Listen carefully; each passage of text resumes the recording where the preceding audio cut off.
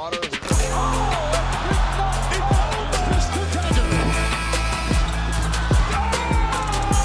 B going to work in the paint.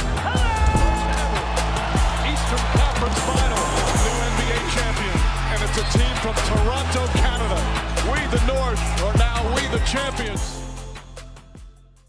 What is going on, Raptors Nation? It is Luca here back with the Raptors Nation podcast. Hope you're all doing well. Super excited to bring in today's guest. We got the Lakers Nation legend himself, Trevor Lane of Lakers Nation and the NBA Front Office Show. Trevor making his debut on this podcast as we're going to pick his brain on the Raptors and how he views this team and what they should do moving forward. Trevor, thanks so much for being on the show. How you doing? I'm doing great, Luca. Thanks so much for having me on. I'm excited to do this and can't wait to talk some Raptors, a team that, well, you know, the record might not be great right now, but the future is bright in Toronto. I really believe that. And I thought the timing of this was perfect because Raptors take on the Lakers tomorrow night. It's going to be a big game for both teams. Raptors trying to avoid a 3-game losing streak as things could start to unravel a bit for this team.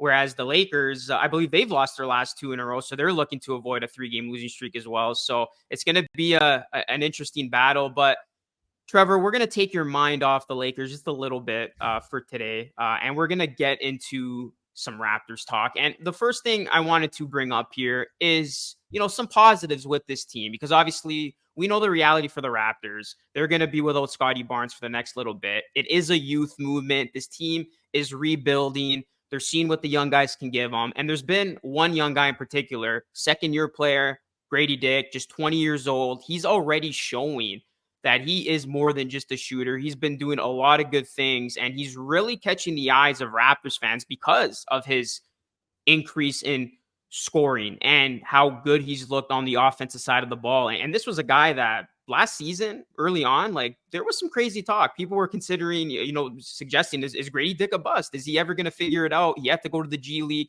to find himself. But then to end the second half of last season, really turned it up a notch. And to see how well he's been performing to open up this season as this team starter, it's been very, very encouraging. So Trevor, what has caught your attention the most when looking at Gradey Dick in his game?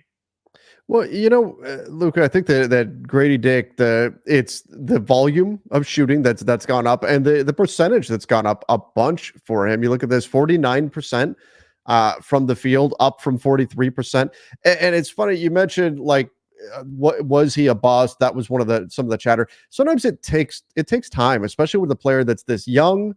It takes time for these guys to get their legs under him, and also say that there's this perception that still exists among some fans that going to the G League is a demotion, that it's a bad thing, that it's a negative in the development of a player. And that's just not true. Over the course of the G League's history, going all the way back to when it was the D League, it has come so far by leaps and bounds. It is much closer to being a true developmental system for NBA players than we've ever seen. And we're getting closer and closer to that goal every single year. Now we've got tons of NBA players who have cut their teeth in the G League and then wound up going on to great NBA careers. So the G League is not going down to the G League is not a negative for a player. It's an opportunity to get reps, an opportunity to work on things, to develop, to grow your skills. And so I don't look at that as a sign that, this guy might be a bust because he has to play in the G League. No, sometimes that's just the path for some of these players, and guys can still be excellent in the NBA even when they go do that. But that said, what I like the most about Gradey Dick, it's not just the shooting, it's the way he's scoring. We talk about this a lot with Dalton Connect for the Lakers. He's a 3-level scorer. He can hit it from behind the arc. I'd like to see the percentage come up a little bit. He's at 34%, but you know what? That's okay. He's at a solid volume in today's NBA, 6.4 threes per game, but he can get you from behind the arc. He gets a decent amount of looks at the rim and can finish there. And then he's got, and not too much, that's important in today's NBA, but he sprinkles in the mid-range shots. Everybody wants shots at the rim, open threes. 2 most valuable shots in basketball right now. Shots at the rim, open threes. Everybody wants to focus on those, but you also have to have the mid-range game to keep defenses honest, because defenses are going to try to funnel everything to the mid-range. So if you can be a marksman from there, there's going to be a lot less defensive pressure when you can take that 15-footer. So I like that he's shown that too, the ability to score from all 3 levels. Yeah, and it's an exciting talking point. Like you never want to kind of put too much hot expectations on a young player, especially in their Sure. sophomore season. But he looks like a potential, I want to say, budding star for this team. Like if he continues to progress as well as he has, obviously there's areas of his game that he's going to work on. We'll get to that in just a second. But if he can be this prolific scorer, 3-level scorer, because remember when Gradey Dick came from Kansas into the NBA, people kind of viewed him as like a Kyle Korver type of player. Okay, he's going to spot up 3-point shooter, live in the corners. He's not going to do much more than that, but that's been his identity. It's the way he's been able to cut well, move without the basketball, get to his spots in the mid range. And then what's really stood out to me, Trevor, is the fact that this is a guy who has put on some size in the offseason. We're seeing him get aggressive, getting to the rim, get into contact, finishing in contact, getting to the free throw line. He did a really good job of that against the Hornets. He's had a couple of nice finger roll finishes, dunks. So these are all parts of his game that we didn't necessarily think we were going to get or see from Gradey Dick coming into the NBA level. But the fact that he's found different ways to score, and yeah, you can improve on a 3-point shot that's just 34.4% right now. Like you definitely want to see that be a little bit higher. I think it just speaks volume to, Gradey Dick does have a lot of untapped potential still. I love that you brought up the free throw shooting because that's a big increase. He's shooting almost 4 per game right now. That's huge. Those are, we talk about the most valuable shots in basketball being shots at the rim, open threes, free throws as well are certainly in that mix. So if 90% from the free throw line right now, that's a shooting percentage, and he's getting there 4 times per game. That's fantastic for a young player that's scoring the basketball. Now, I know there's some stuff that he needs to work on, but in terms of putting the ball in the basket, he's been great at that. And that obviously is a skill that draws a lot of attention, but it's also a very important skill on any NBA team. And so I think he's going to be a really good one. And based on the growth we've seen so far this season, I think Raptors fans should be really excited about what the future is going to look like for him. So let's talk about the next step for Gradey Dick and kind of some of the things you want him to get better at. Defense collectively has been a focus for this Raptors team. Darko Rajakovic emphasizing that he wants his defenders to be, more aggressive. Point of attack defense has been better. But when you look at Gradey, the defense does need to be better. Are there any other areas of his game that you would like to see him improve to become a more complete player out there on the court? Yeah, I mean the rebounding. I mean, my God, he's on the court for 31 minutes per game right now, and he's averaging 1.4 rebounds per game. I mean, he's 6'6". Like he should be more of a factor on the glass than that. Not to say he needs to go get double-digit rebounds, but 1.4 per game is terrible. He's not contributing there really at all. Now, part of that could be you've got Jakob Poeltl, who's gobbling up a lot of rebounds, and some other guys are doing that. But for a guy who's 6'6" in a league where we're starting to see more and more players his size become a factor on the glass because 3-point shooting has gone up, which has created more when there's misses, long bounces. That's created more importance in the mid-range rebound, those rebounds that take a long bounce and land right around the free throw line or so. That's where guys like him have to be getting involved and helping the team out there. So he's got to get better. He's got to be more of a contributor there. You can't play 31 minutes and come down with less than 2 rebounds when you're a 6'6". I know he's a 2, but we'll call him a wing here. That's something that I think needs to improve. And then the playmaking a little bit. His assists have gone up from last season, but his minutes also went up a ton. So I'd like to see him improve a little bit as a playmaker and be somebody who can set up some teammates a bit more. Again, I don't want to sound like I'm down on him because I'm not. The scoring has been phenomenal. These are just for him to get to. So we're seeing him score, and the scoring can continue to improve. And maybe next year he's at almost 20 point per game scorer right now. Maybe next year he's a 22, 23 point per game scorer. That's in the realm of possible outcomes here. But in order for his overall game, his impact to hit another level, you've got to see him chip in some of these other areas. And I want to see the rebounding improve and the playmaking start to really take that next step. Well, it's funny you mentioned the rebounding. Darko Rajakovic, following Gradey Dick's new career high of 30 points against the Hornets, he did speak to reporters post-game saying that, he wants to see more force from Gradey Dick rebounding the ball, and that's something that they're working on.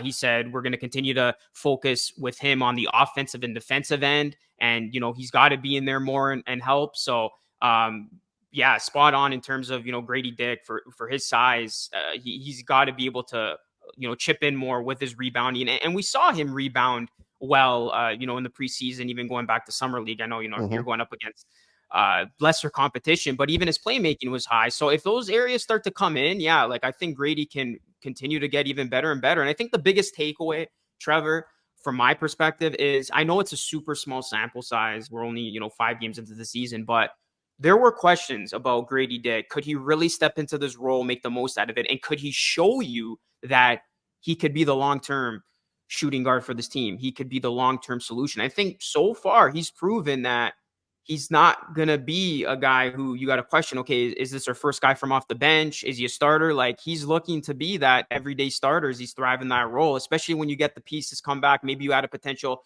star down the line via the draft. Gradey, he looks like he's ready to really take on this role and be this team's future starter, as he's aced it so far. Yeah, I think he's been excellent, and you got to be excited, for a Raptors team that obviously, they're 1-4 as we're recording this. You got to be excited about what you've seen, because it's all about the future, I think, right now for this club. Yeah. And him taking the next step, which I think he is doing, would be a big win for Toronto. All right, so hopefully Gradey can continue to play well, and we'll see if he can spark Trevor's Lakers. But Trevor, you did mention it is a youth movement, this is a young team, and you don't want to pick up on positives. Well, unfortunately for the Raptors, they did get some devastating news.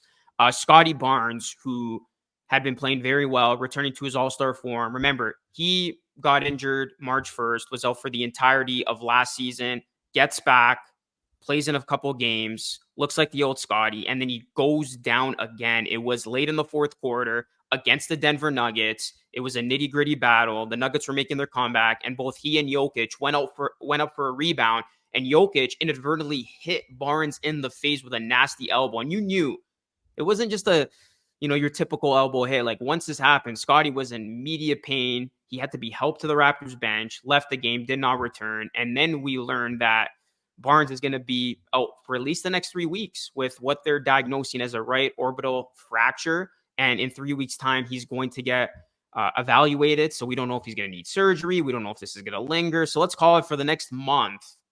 Scottie Barnes not going to be on this team. How big do you think, we know how big of a loss it is, but how do you think this is going to impact the team? Do you think is there some positive that can come out of this? Maybe some younger guys can step up. We saw Jonathan Mobile get the start in place of Barnes, but how can the Raptors kind of, make this a much more positive situation than it is right now? Well, that's it, right? It's the younger guys getting minutes. There's no replacing Scottie Barnes. I mean, you wish Jacoby Walter was available to play. Not that he's going to play the same position as Barnes, but just somebody that could come in and maybe get some more experience. Ochai Agbaji is going to have to get some more opportunities as well with him out. But this is what you have to do. I look at, you lose a player like this, and let's say right now projections are not positive for what the Raptors are going to do over the course of the season in terms of wins. But what you have to do is you have to take tough situations and you have to find the silver lining. What you can't do is throw your hands up and say, well, Scottie Barnes is out. I guess everybody, we're going to hit the pause button and we're going to go through these games. And then whenever he gets back, then we'll start up again. No, what you have to do is you have to try to find the silver lining, and you have to find a way to, even though you don't have Scottie Barnes, to grow. You have to find a way to make progress. And I look at the Memphis Grizzlies, and hopefully the Raptors are not in the situation the Memphis Grizzlies were in from last year, because the Grizzlies were absurdly injured, insanely injured. They lost their whole team essentially due to injury. I think the stat was something crazy. They had like 30 some odd players played for the Grizzlies last season, because they had so many guys they lost due to injury, and they brought in so many players on hardship deals. But what did they do? They found guys, Gigi Jackson being one, right? That maybe doesn't get the opportunity if you don't have those kinds of injuries. You had, of course, Jake LaRavia is a guy that I like a lot, that he's been really good for them, and they were able to give him more opportunities. So what they did was they took a very tough spot, and Vince Williams is a fantastic defensive player. So they took a tough spot that they were in. All their guys got hurt. John Morant was hurt. Desmond Bane got hurt. Marcus Smart got hurt. All their top guys are out. And they said, okay, we're going to lose a bunch of games. We know that. We're still going to try to be as competitive as possible, but we're also going to use this as an opportunity to give minutes to some other guys. And if we unearth some diamonds in the rough, we find some guys that maybe we wouldn't have had an opportunity to otherwise. Well, that's going to help the long-term stability of our team. So let's take these minutes that we now have available. We understand it may not yield positive results right now, but let's see if we could find something out of this. And then we've got a piece we can add. Now, unfortunately, the main two guys they found, Gigi Jackson and Vince Williams, have been hurt so far this season. But that's what you have to do. And I love what Memphis did, the way they were able to find a silver lining here. And that's what the Raptors need to do. They need to take these minutes, these opportunities, and see, okay, who can we give these to grow and see if that can help us out in the long haul. It's terrible that Scottie Barnes is injured. The Raptors are certainly going to miss him, but you've got to find a way to locate that silver lining and make sure that you still gain something from these next 3+ weeks, however long he's out. And I like that you mentioned it. Reevaluate does not mean return. So just be aware, like if people are expecting him back in 3 weeks, that may not actually happen. Yeah, that's like the fine print. Yeah. Exactly. It could linger, and we don't know how long he'll be out for. It's just frustrating because a lot of Raptors fans, they didn't expect this team to make the playoffs this season. I personally pin them as a play-in team, and we've seen how good they can be when everybody's healthy. We know it's a rebuild. It's going to take time, but you want to see your core play together. And RJ, quickly, Barnes, they have not played together since March 1st. So that's the bad part of it, but perfectly said on your friend in terms of like, you got to find some positives. You got to find silver linings. And, these players that we're seeing now in these prominent roles, Jamal Shed, who's gotten a lot of playing time with, Emmanuel quickly on the sidelines, Jonathan Mobo stepping into the starting lineup, an Abaji who found himself again because he had to be inserted in the starting lineup, and that got his confidence up. Like Mobo and Chen in particular, these were guys who were going to be brought along very slowly out of the gate, develop in with 5 in the G League. But now you're seeing them develop and get these valuable minutes in these real games, in these NBA games against stiff competition. So from the developmental standpoint, from a rebuilding standpoint, that's what you want to see. You want to see Mobile kind of work out the kinks, and Jacoby Walter when he gets back on the grand stage and go up against this good competition. And, speaking of Mobile, I thought he did a good job in his first career start. 11 points, 4 rebounds, 2 assists for Barnes. So that's what like Trevor said, you got to look at kind of the silver linings, and Barnes being out is going to be big. I know it sucks that we don't see this young core that the Raptors have invested a lot of money in play together, but it is good for the younger players to gain real reps and literally develop right before your eyes.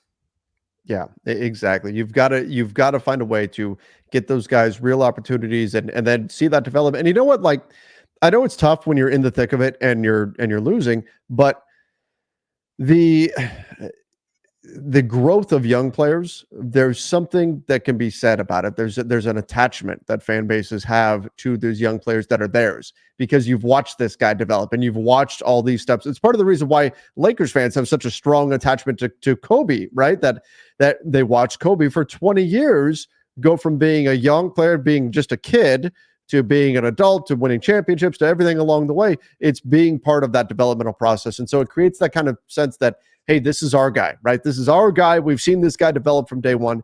And you know what? Going through, taking some of the lumps, that's just part of the whole experience. And so that's when you've got a young guy like Gradey Dick, you've got some of the young players that the Raptors have, there's bumps in the road for sure, but it's also a very rewarding process when at some point they get to the stage where they're really helping you win games and taking the team to another level.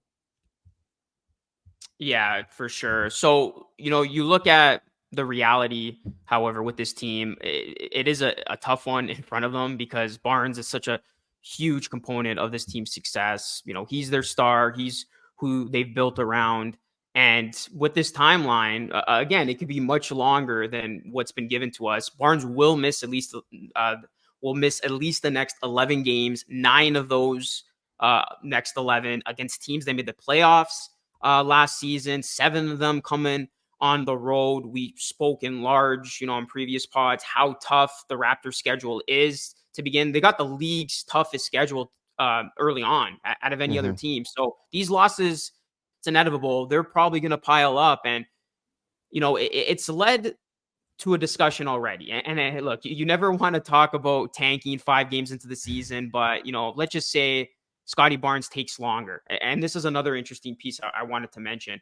All of a sudden, it's going to be tough for him to meet the 65 game requirement for All NBA. Remember, that would trigger his super max if he were to make All NBA. So you knew Barnes was going to give it his full effort. So let's just say like he comes back, it's going to be hard to be eligible for that. That might, make it easier for the Raptors to steer into a late season tank. But I'm not even going to talk about late season here. I'm talking about like as of right now, Trevor. Like, give it to us straight up. Like with this Raptors team, Scottie's out. We don't know how long he's going to be out for.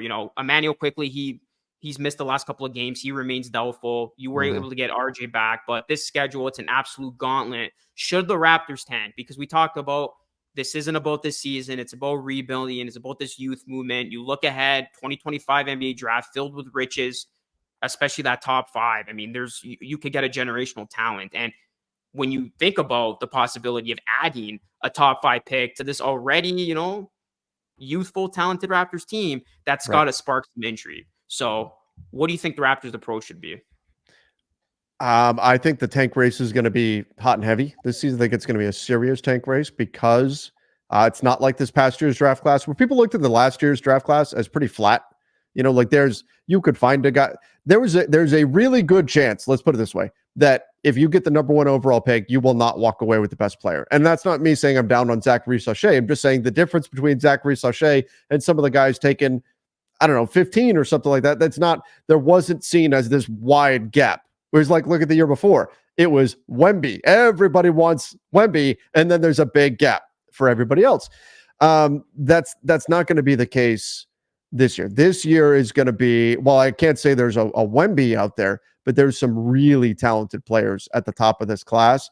And so when it comes to tanking, again, I think you just focus on playing your young players and developing. Players don't tank. I guess we should specify that first. Players don't tank. Players are going to go out there and play to win because they're competitors by nature, and that's what they're going to do. But organizations tank. And so maybe we can see the Raptors make some trades, shed some of the guys that could help them win games. But I think it is going to be a very difficult tank race. So now the Brooklyn Nets have picked up a few wins recently, but the Nets are going to be another team, the Blazers, the Jazz. You're going to have a bunch of teams that are competing. Now, the NBA did flatten out lottery odds a bit. So that helps. Like, you don't have to have the worst record in the league and still have a pretty good shot at getting the number 1 overall pick.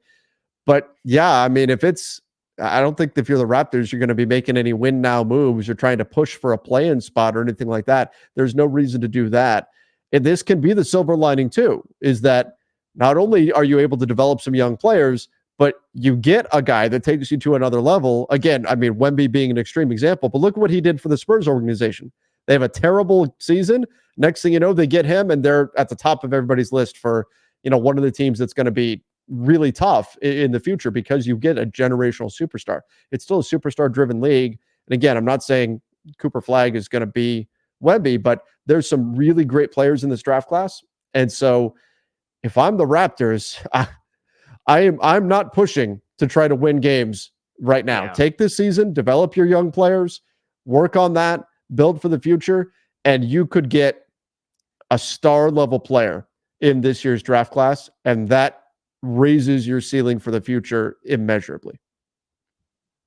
Yeah, and that's really the compelling part about it. You add a potential star to some of the gems the Raptors already have. This team could be cooking. I'm not saying as soon as next season, but maybe in the near future, really, where they can make some serious noise in the Eastern Conference. And I think where they can get a leg up over some of those other bad teams that you mentioned is, again, how tough this schedule is of theirs to start. Like, they're going to be taking on the Lakers, Kings, Nuggets, Kings, Clippers, Lakers, Bucks. Those are their next 7 games. They're not going to be favored to win in any one of those games. I'm not saying they're going to lose all 7. They'll probably pick up a win somewhere. I don't know where. But, I mean, we could see this thing get really ugly where it's like, maybe 1 in double-digit losses or 2 in something. So it's like, if the Raptors are going to tank, I think they gotta do it right. I know, players are not going to go out there and purposely put up bad performances and things like that. But if things get really bad to start here,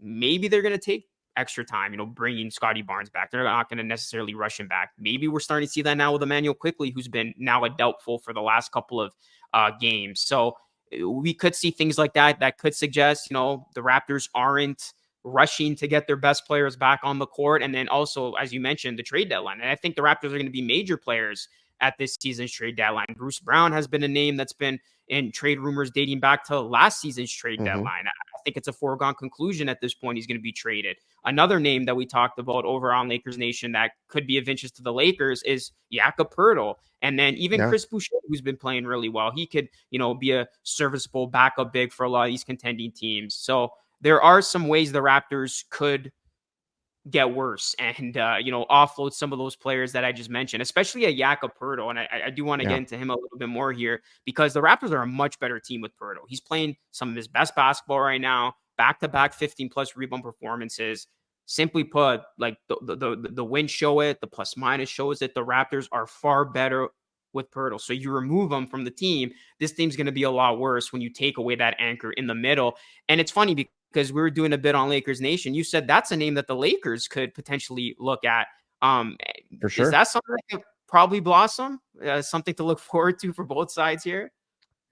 Well, the Lakers definitely need another big. They looked for a few different bigs over the summer. There were rumors of them going after Jonas Valanciunas, but they could use, as JJ Redick talked about over the summer, they need a bruiser, and Jakob Poeltl would certainly fill that role. So it wouldn't shock me. The Lakers do have some expiring salaries they could stack up in some kind of a trade or something like that. But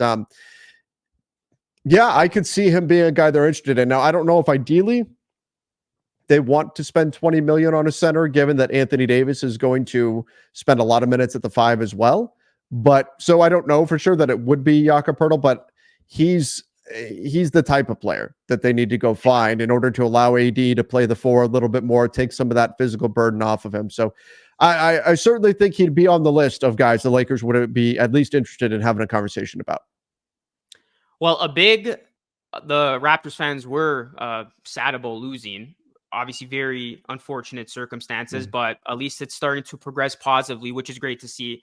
I didn't want to get your thoughts on this to close the show. Christian Koloko, really positive stuff. He's been cleared to return to action. He will be on G League assignment. So Raptors fans going to have to wait maybe for the next time these two teams meet for Koloko to go up against his former team. But what are your thoughts on Christian Koloko, Trevor? And is this a guy, if he continues to progress as well as he has, do you see him being a big part of the Lakers rotation? They need some more front court depth, as you've spoken at large to, helping out Anthony Davis. What do you see his role being with the Lakers? Because I know for the Raptors, like when they drafted him, he was supposed to be the next developmental big. He was supposed to be that long-term plan at center, and he did have a nice rookie season. And then obviously had to, face those blood clot issues that threatened his playing career. So it's great to see him back. Where do you see him fit with the Lakers? Yeah, I think that Christian Koloko, so he's on a 2-way contract. He's just now been cleared to get back out on the court. Well, he could not step foot on an NBA court before he was cleared. Yeah. And so he finally got cleared by the NBA's fitness to play panel. He's been working out. He's been working out with JaVale McGee quite a bit. And doing that to be in shape, but they're going to now get him on the floor and be able to run him in 5-on-5 and things of that nature. So he is he's not the bruiser that we've talked about for the Lakers. He's, 220, 230, something like that in terms of his weight, but a good rim runner guy. You guys know in Toronto, he's athletic, can be a good weak side shot blocker, pretty quick getting down the court. So I think he is an interesting fit for the Lakers. They definitely need more help in the middle. Right now, Christian Wood is out due to injury. Hopefully he'll be coming back soon-ish, but had knee surgery, so he's out still. Right now, the only centers on the Lakers roster are Anthony Davis and Jackson Hayes, and that's it. And Jackson Hayes is not a big dude. I say it all the time on Lakers Nation. He's like 220 pounds soaking wet, so he's not a big guy.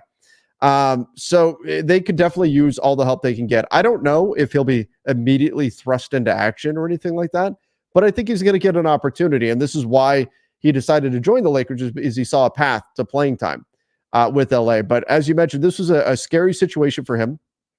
Reality is, blood clots can be extremely dangerous. I mean, that is a life-threatening situation if you're dealing with blood clots. And it looked like his young career was over before it even really got started. And so, just from a human perspective, it's great to see him being able to do what he loves again and get back out on the court. And I can't wait to see him get this opportunity. Whether or not that opportunity will turn into anything, we'll just have to wait and see what happens. But he'll have the chance to show the Lakers that, hey, he's got something here, and they should try throwing him out there during an NBA game. Yeah, I'm pulling for Koloko, as is a lot of Raptors fans. Want to see him back out there, make an impact, and hopefully he can find his way in the Lakers rotation down the stretch as he recovers and makes just a miraculous comeback onto the court, which is just great to see. But Trevor, thank you so much for joining the Raptors Nation podcast. It was a blast having you on, and we definitely got to do this again sometime soon. For sure. Yeah, we'll do this again soon. And again, excited for the Lakers and Raptors to match up. So that's going to be a fun one. Well, guys, be sure to subscribe to Lakers Nation, even though you're Raptors fans, but there is a lot of good Lakers news that could be of interest to the Raptors. Maybe as we get closer to the trade deadline, keep it locked and loaded with Trevor on X as well. We'll put all the links down below. But guys, drop a like, subscribe, and be sure to leave this pod a 5-star review wherever you get your favorite podcast, Apple, iTunes, Spotify. And we will see who wins the showdown between the Lakers and the Raptors. But thank you so much for watching. This is Luca of Raptors Nation signing off. Until next time, stay safe.